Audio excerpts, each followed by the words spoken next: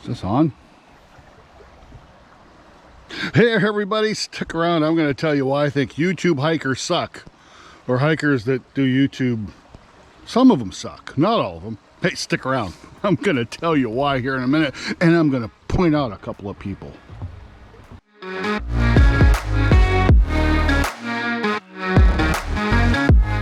Let's talk about Dixie. You know, what can you say about Dixie? She's about as genuine as you can get.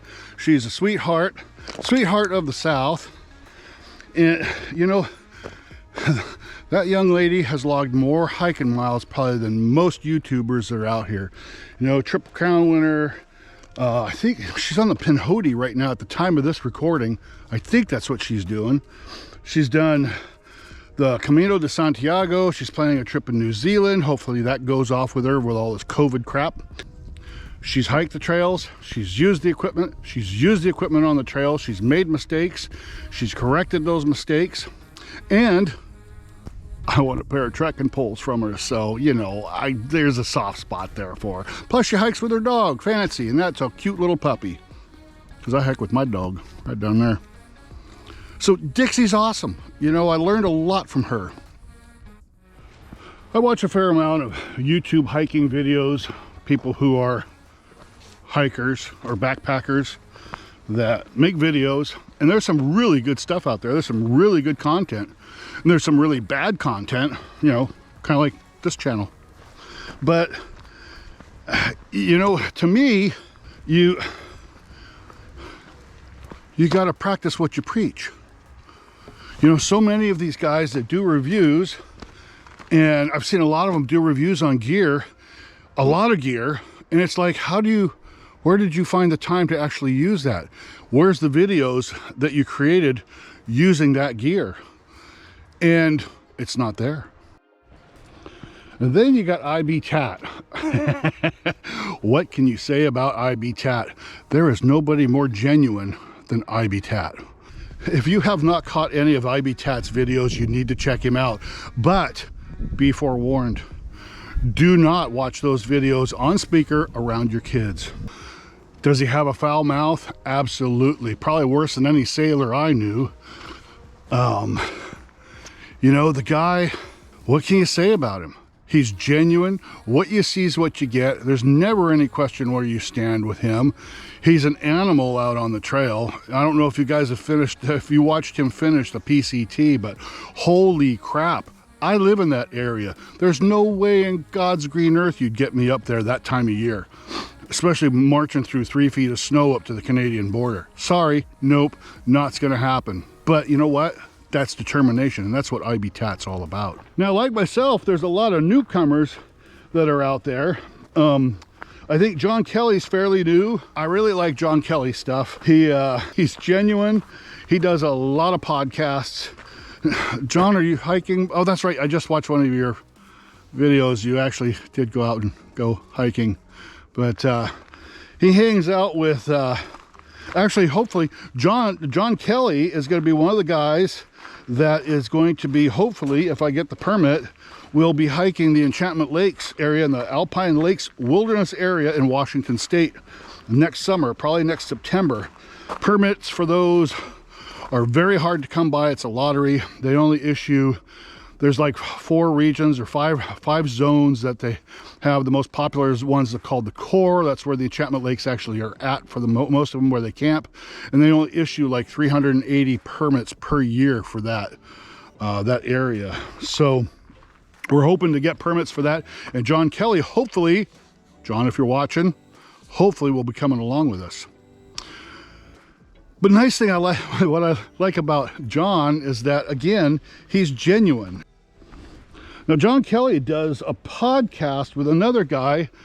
He's got a red beard, a southern accent. I don't know. And every time I think about him, I think about some mountain man and string cheese. And I'll come up with his name here because it escapes me right now. But I don't know. Something about string cheese. But yeah, so, you know, check out John. Well, this is some interesting stuff. This is a local park, if you will. It's a recreation area here in the Pacific Northwest, just a little east of I-5. It's called the Northern State Recreation Area. It used to be a mental institution. I've done a couple videos up here. I think we've done a couple little trails up here. I've seen cougar tracks up here, and I have seen bear scat up here, but I've never, other than that, I've never really seen any real bear signs. So as we're walking along, I've come across this. Check that out. And that's not the only tree. We got a couple more down here just like it.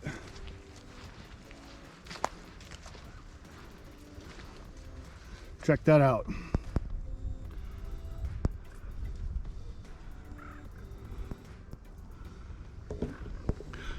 Yeah, time to keep my eyes open. And then you got that guy that I've just started watching, some little beer drinking kid. I don't know, maybe he's a kid. I don't know if he's a kid. Kyle hates hiking, or hiking with Kyle, or I don't know. What I do like about him is he pokes fun at Dan Becker. Now Kyle is kind of interesting. I think just about every video I've seen Kyle do, in some of his hiking videos, he's got some sort of a stain on his shirt. What's with that? Guy got a hole in his lip. It doesn't look like he's got any piercings, but yeah, I like Kyle, I guess, sort of. He's not paying me to say this, but I wouldn't have any objection to that. Oh, one other thought. How the hell does Kyle drink all that beer and stay so skinny? I hate you. I drink one beer, I put on 3 pounds. Physical fitness is wasted on youth. We have the wisdom, they got the physical fitness. I don't get it. But like I said, one of the things I like about Kyle is he beats up on Dan Becker a lot. And speaking of Dan Becker, does that guy ever hike? Or does he just buy all this equipment and do reviews? So I'm not gonna beat up on Dan Becker a whole lot because Kyle does a really, really good job on that. But you gotta, I've been watching him for a while. I like Dan Becker's stuff. And he's an easy target, so that, kind of makes you have a little bit of sympathy for the poor guy. So, yeah. Hey, I'm gonna have links to all these guys' YouTube channels down below, so if you wanna check them out, go ahead and do that. So I saved the worst, I mean the best for last. Darwin. I have watched Darwin since the day I started getting back into hiking, which was about, 3.5, almost 4 years ago. I used to love watching Darwin. The guy just, man, can he pump out the miles or what? And who the hell hikes with a 12-pound pack? I mean, there's nothing in there. Cold food? No, thanks. Maybe out of desperation when I'm too tired and too lazy to cook it, but no, I'm not cold soaking my food. Not happening. But Darwin has gone commercial. I used to like his videos, but I think he's become too commercialized. And I don't know, Darwin, if you're watching this, comment down below. I know you're probably not watching this. I'm too small of a channel. But comment down below. Was your whole beginning of this just a ploy so you could capitalize on it? What happened to the minimalist Darwin that we used to know?